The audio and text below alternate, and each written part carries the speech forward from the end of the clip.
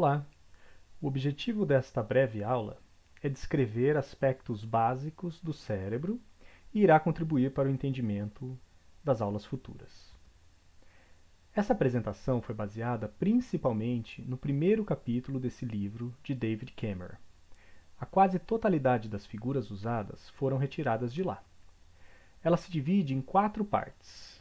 Na primeira, descreverei o neurônio em sua anatomia e fisiologia.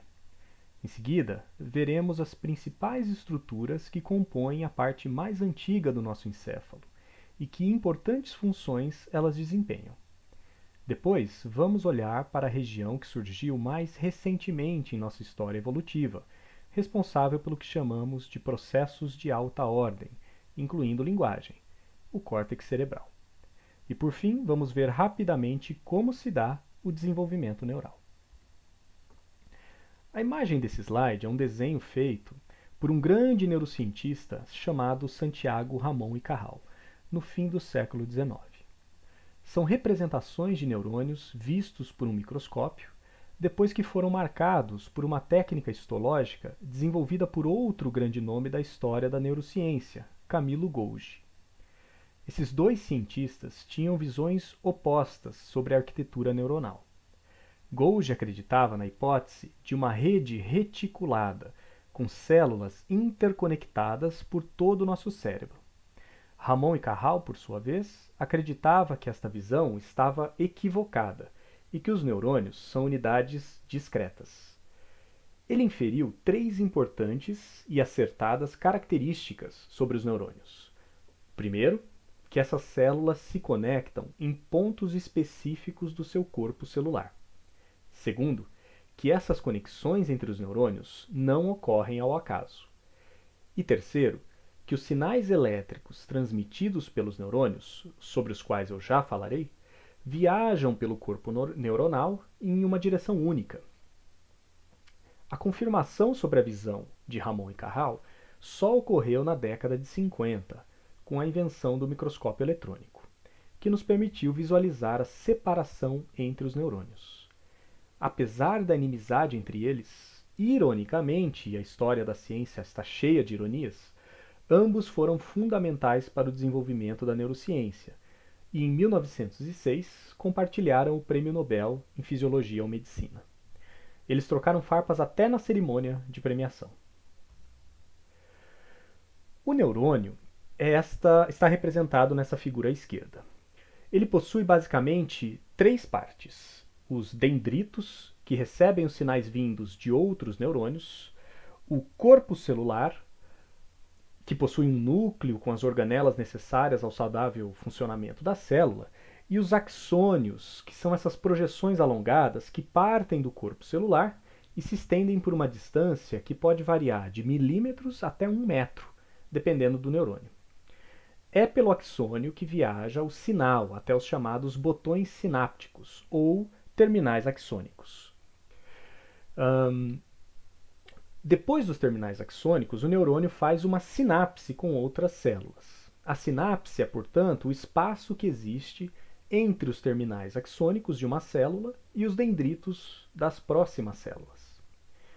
Uma estratégia evolutiva que ocorreu para aumentar a velocidade de transmissão desse sinal pela extensão do axônio foi o surgimento da bainha de mielina, que é um invólucro adiposo que, como uma fita isolante em um fio elétrico, isola o neurônio, facilitando a propagação do sinal. Por fim, esta baía de mielina é descontínua. Ela deixa alguns espaços chamados nódulos de Javier, onde o sinal elétrico se renova. E como se dá essa transmissão de sinal sobre o qual eu comentei vagamente até aqui? Eletricidade é a palavra-chave quando se fala em neurônios. Imagine os dendritos desse neurônio da imagem à esquerda recebendo carga elétrica de centenas, se não milhares de terminais axônicos de outras células. Essa carga elétrica viaja de forma passiva até a base do corpo celular, aonde ocorre uma somação dessas cargas. Se o valor dessa soma de cargas ultrapassa um determinado limiar, uma fantástica cadeia de transformações químicas se inicia. Há uma troca de íons, que são partículas elétricas presentes tanto dentro quanto fora das células, por meio da abertura de diversos canais iônicos presentes na membrana celular, de tal forma que a voltagem intracelular passa rapidamente de negativa para positiva, ou seja, a célula despolariza. Em seguida, outros canais iônicos se abrem, permitindo a saída de íons positivos de dentro para fora da célula, fazendo com que o potencial volte a se tornar negativo, até demais, em um fenômeno chamado hiperpolarização, que impede que o neurônio despolarize novamente e faz com que esse impulso elétrico viaje para frente, ao invés de retornar ao corpo celular, até voltar ao seu potencial inicial, chamado de potencial de repouso. Quando esse impulso chega ao terminal axônico, para que ele possa ser transmitido ao dendrito da próxima célula, na maioria das vezes o impulso induz o lançamento de neurotransmissores na sinapse. Essas substâncias químicas se ligam a receptores específicos nos dendritos, como uma espécie de chave na fechadura, gerando uma pequena carga elétrica que viaja passivamente até o corpo celular desta célula, reiniciando esse ciclo.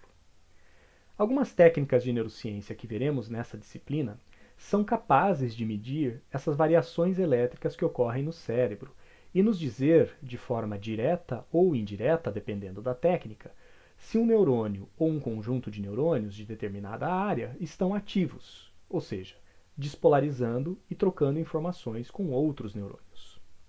Um parênteses importante é que nem todos os neurônios e nem todos os neurotransmissores são excitatórios, ou seja, capazes de aumentar a probabilidade do próximo neurônio disparar.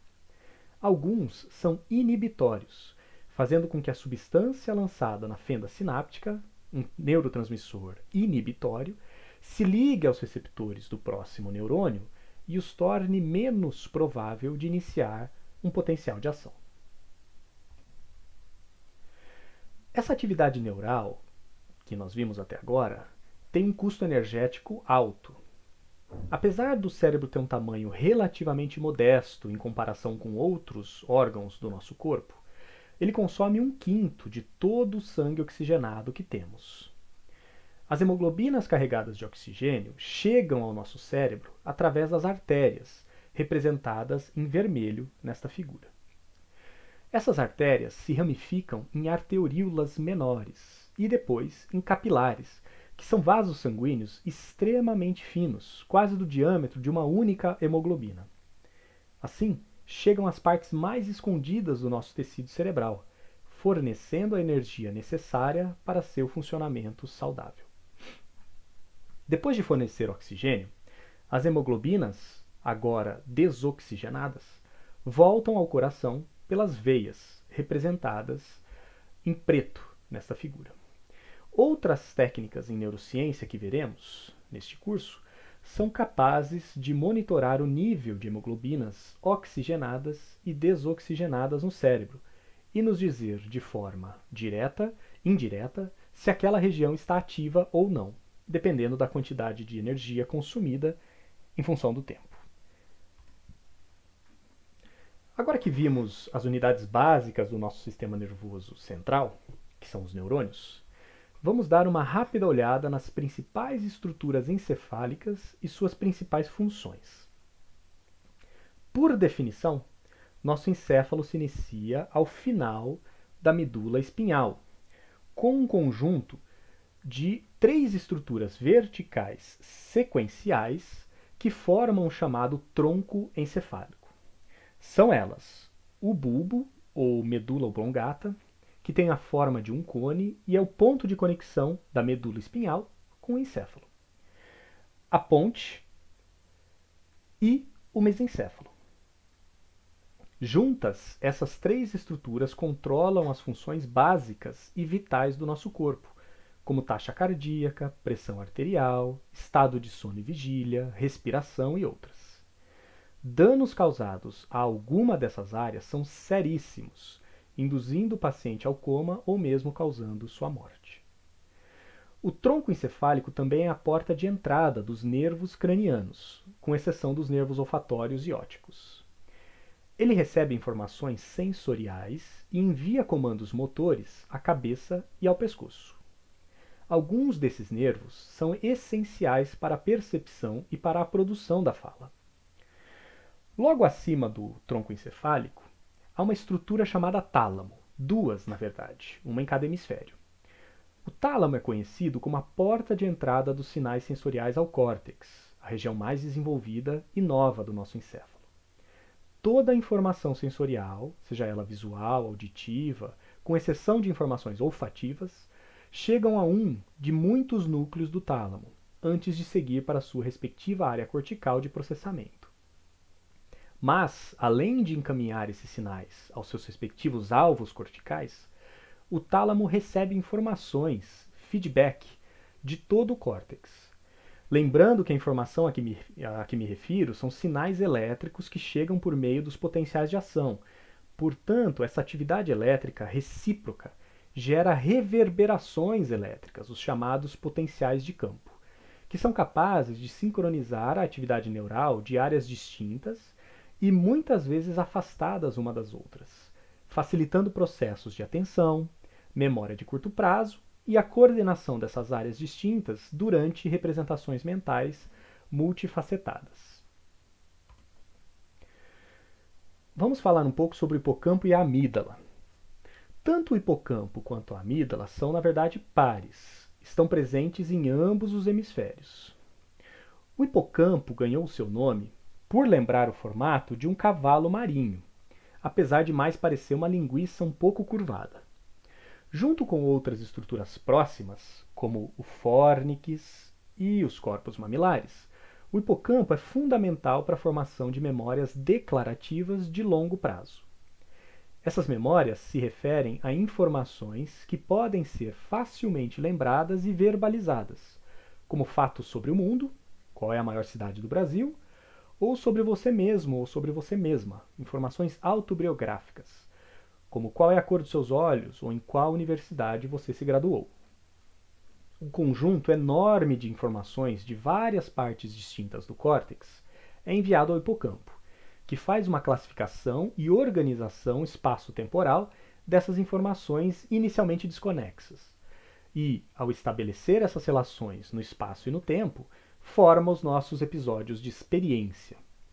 Ele mantém esses padrões complexos relacionais e, gradualmente, em um período que pode chegar a anos, os envia de volta ao córtex, onde permanecem de forma praticamente permanente, representados por fortes conexões sinápticas em uma população neural.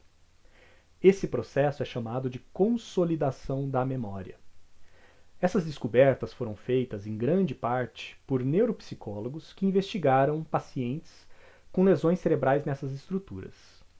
O que eles observaram é que pacientes que tiveram lesões hipocampais são incapazes de formar novas memórias e não são capazes de recordar informações em um período próximo que antecedeu o acidente causador da lesão.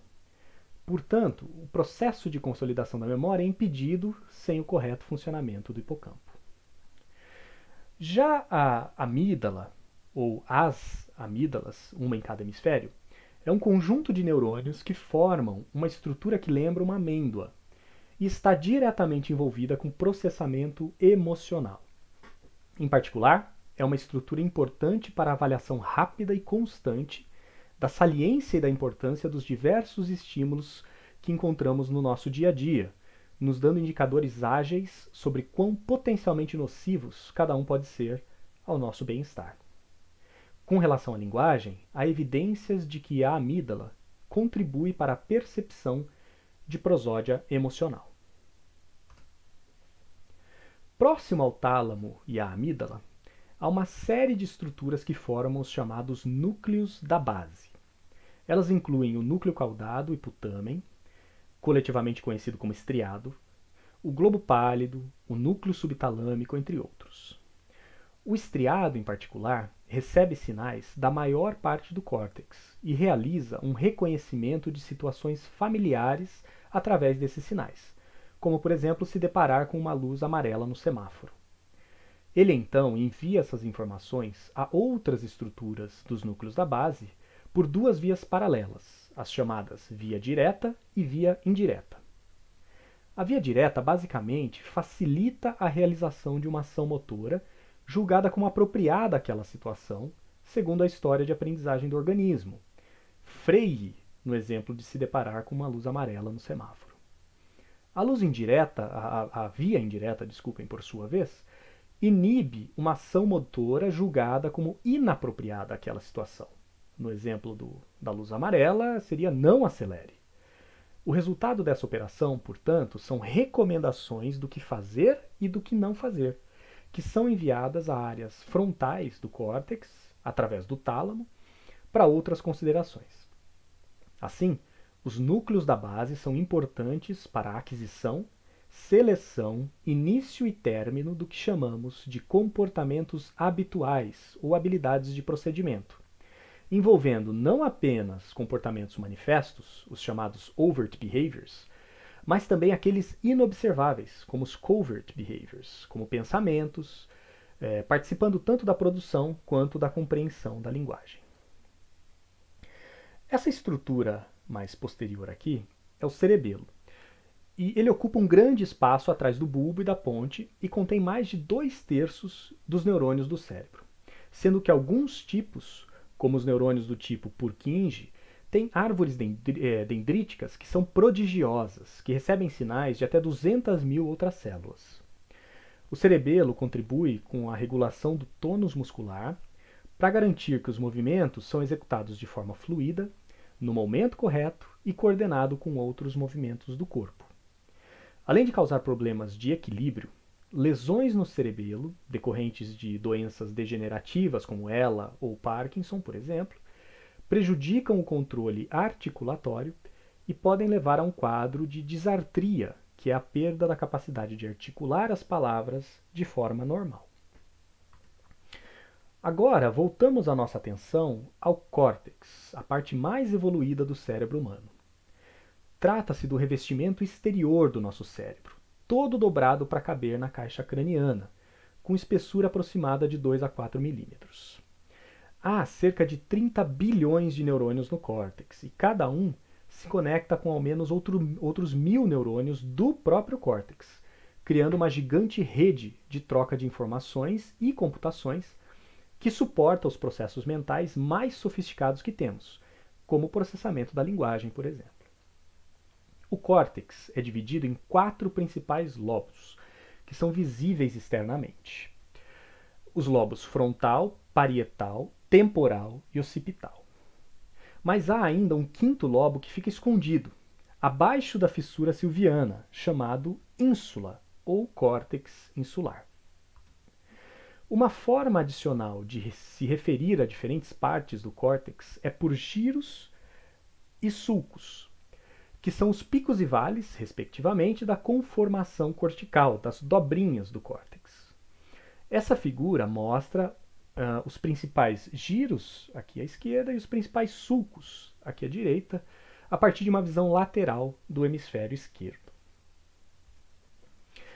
Uma característica marcante do córtex é a sua organização neuronal por camadas muito bem definidas. Há 6 camadas celulares, cada uma definida não só pelo tipo de neurônio que a compõe, mas também de acordo com as conexões que esses neurônios fazem. Por exemplo, os neurônios das camadas 1, 2 e 3 geralmente se projetam, ou seja, enviam seus axônios, para outras áreas corticais. A camada 4 tipicamente recebe inputs do tálamo. A camada 5 faz projeções a estruturas motoras subcorticais. E os neurônios da camada 6 enviam sinais para o tálamo. Com base em localização e tipo de neurônio, há uma série de propostas de divisão de sub-áreas do córtex. A proposta mais famosa e mais usada veio de um neurologista alemão chamado Corbinian Brodmann. Nesse mapa, há 43 áreas corticais distintas, algumas delas ilustradas nessa figura. Não há um consenso sobre quantas áreas distintas o córtex possui. e onde elas estão localizadas. Esse é um tema atual de debate na neurociência, mas, para o propósito dessa aula introdutória, é suficiente dizer que as áreas de Brodmann são ainda muito utilizadas para se referir a regiões específicas do cérebro e também para estabelecer paralelos com áreas corticais de espécies não humanas. As diferentes áreas corticais elas não funcionam de maneira isolada, pelo contrário, são massivamente interconectadas. A maioria dos processos complexos mentais requer o trabalho conjunto e orquestrado de regiões corticais distintas. Essa comunicação ocorre por feixes ou por tratos de axônios que percorrem verdadeiras rodovias neurais. A maior e mais densa dessas rodovias certamente é o corpo caloso, que é esta região aqui, pelo qual passam mais de 100 milhões de axônios interconectando os dois hemisférios. Já os tratos, que conectam diferentes áreas corticais no mesmo hemisfério, são chamados de fascículos. A imagem à direita, nesse slide, mostra o fascículo arqueado, que conecta importantes regiões envolvidas com linguagem, como a área de Broca e a área de Wernicke. Depois de rapidamente revisar alguns aspectos importantes sobre a estrutura básica do córtex, vamos agora descrever um pouco de sua organização funcional. A informação que nos chega dos olhos, por exemplo, ou seja, a informação visual captada pela retina, viaja até o tálamo e de lá é retransmitida ao lobo occipital, por uma região conhecida como córtex visual primário, ou área de Brodmann 17. Já a informação que nos chega dos órgãos internos, por exemplo, é retransmitida pelo tálamo até o córtex somatosensorial,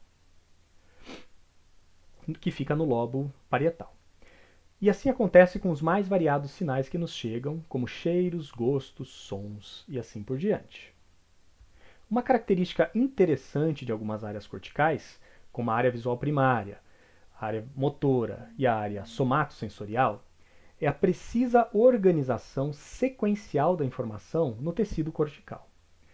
Essa figura mostra como áreas distintas do corpo são representadas nos córtices motor, à esquerda, e somatosensorial, à direita. Notem na imagem aqui à direita como há uma área desproporcionalmente maior no córtex somatosensorial dedicada às partes mais sensíveis do corpo, como mãos, pés, lábios, língua e órgãos genitais. Um fato interessante é que as áreas somatosensoriais, principalmente o córtex motor, participam também da linguagem, especialmente com palavras relacionadas a movimento. Por exemplo, palavras como chutar ou andar ativam a região correspondente aos pés, o que mostra que o funcionamento neural é integrado em amplos circuitos envolvendo diversas áreas. Para finalizar essa parte, vamos ver algumas áreas corticais importantes para a linguagem. No geral, o cérebro humano tem uma forte especialização do hemisfério esquerdo para a linguagem, com duas regiões de destaque. Ambas receberam o nome dos seus descobridores. A primeira, área de Broca, localizada aproximadamente nas áreas de Brodmann 44 e 45, e a área de Wernicke, localizada no giro temporal e regiões adjacentes. O modelo clássico de entendimento dessas áreas, que data do século XIX, diz que a área de Broca representa imagens motoras das palavras e é essencial para a produção da fala. Já a área de Wernicke representa imagens auditivas das palavras e é essencial para a percepção da fala. As duas regiões se comunicam pelo fascículo arqueado, como vimos agora há pouco. Hoje em dia, sabemos que o papel de cada área não é tão simples e delimitado assim. Ambas são consideradas epicentros multifuncionais, que se comunicam com outras regiões frontais, temporais, parietais e occipitais no hemisfério esquerdo, assim como com várias regiões do hemisfério direito. Assim, produzir e compreender sentenças envolve interações sinergísticas entre comunidades inteiras de áreas corticais. A figura à direita ilustra um modelo proposto por uma neurocientista cognitiva da linguagem, com base em uma extensa revisão de vários estudos da área, e nos dá uma ideia do tamanho e complexidade da rede neural envolvida em linguagem. Agora vamos entrar na última parte dessa aula introdutória. A ideia é descrever muito brevemente como se dá o desenvolvimento neural desde o feto até a vida adulta, com ênfase no período pré-natal. Nos primeiros 5 meses durante a gestação, a base do cérebro é formada. Já no primeiro mês, há uma grande transformação da estrutura nervosa inicial de uma placa neural, como na imagem do topo, ao tubo neural, que formará a medula espinhal. Nesse período, as células neurais começam a ser formadas em um processo chamado neurogênese e gliogênese e começam a migrar para as extremidades. No fim do primeiro mês, começa a migração celular, quando as células neurais migram do ventrículo à extremidade da massa neural, sendo guiadas por células gliais radiais, como nessa representação. Alguns sinais químicos indicam a cada célula para onde ir e se fixar. Complicações nesse período, decorrentes de traumas ou infecções, podem gerar sérios problemas neurais. A infecção por Zika vírus, por exemplo, prejudica a aderência das células migrantes às células gliais radiais, promovendo o subdesenvolvimento das estruturas cerebrais e consequente microcefalia. Ao chegar ao seu destino, ocorre a diferenciação celular. As células indiferenciadas se transformam em neuroblastos ou glioblastos, que são células de suporte, ou em neurônios e células glia. Uma vez diferenciadas, assim elas permanecem até o fim da vida. Logo após a diferenciação, ocorre o processo de maturação celular, durante o qual há um crescimento expressivo de axônios e dendritos, que é a ramificação dos neurônios para que conexões com outros neurônios possam se estabelecer.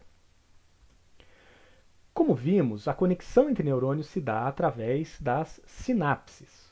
A partir do 5º mês, as sinapses começam a ser formadas, processo chamado de sinaptogênese, que perdura até o fim da vida.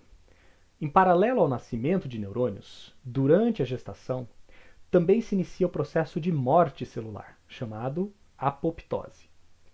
Ele tem um importante papel de poda neural, eliminando as células que não estão desempenhando sua função, como, por exemplo, não estão se diferenciando.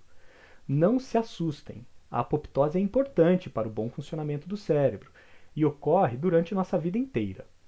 Sinaptogênese e apoptose trabalham juntas, moldando nossos cérebros em função da nossa interação com o ambiente que nos cerca, num processo denominado plasticidade neural.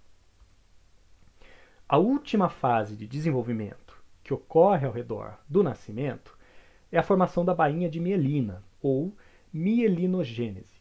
Como vimos, esta camada adiposa é essencial para a transmissão do impulso elétrico, principalmente em axônios longos, como os motores ou sensoriais. Esse último slide apresenta um grande resumo de parte do desenvolvimento que ocorre do momento do nascimento até a vida adulta. Como se vê, a maioria desse desenvolvimento, a maior parte desse desenvolvimento ocorre entre o nascimento até aproximadamente os 5 anos de idade. É importantíssimo garantir uma boa qualidade de vida às crianças nessa fase, para que o desenvolvimento saudável da estrutura cerebral ocorra. Isso inclui boa nutrição e socialização, por exemplo. Após o nascimento, os processos de mielinização, sinaptogênese e apoptose ocorrem de forma intensa. O surgimento e o desaparecimento de reflexos filogenéticos, como o de sucção ou de Babinski, são marcadores importantes do desenvolvimento típico ou atípico do cérebro. Nos primeiros 2 anos de vida, o bebê desenvolve gradualmente o controle motor, começando pela sustentação do pescoço, cabeça e tronco, e progredindo para o controle das regiões mais distantes, como mãos e pés. Em paralelo, vai se desenvolvendo a integração entre áreas motoras e sensoriais, fazendo com que os gestos e sons do bebê agora tenham intencionalidade e que ele interaja com aquilo que vê e que escuta. A partir do 2º ano, sequências motoras mais complexas, como subir e descer de objetos ou encaixar e tirar, são observadas. Nesta fase da vida, entre os 2 e 4 anos, há também uma importante janela de desenvolvimento da linguagem, com a criança sendo capaz de formar relações conceituais, o que dá suporte não só à linguagem, mas também ao raciocínio lógico. Finalmente, a partir dos 10 anos de idade, há a consolidação de regiões pré-frontais e, aos 14, a formação de associações frontoparietais mais longitudinais e com áreas límbicas, o que resulta em um amadurecimento comportamental com mudanças sociais que são visíveis.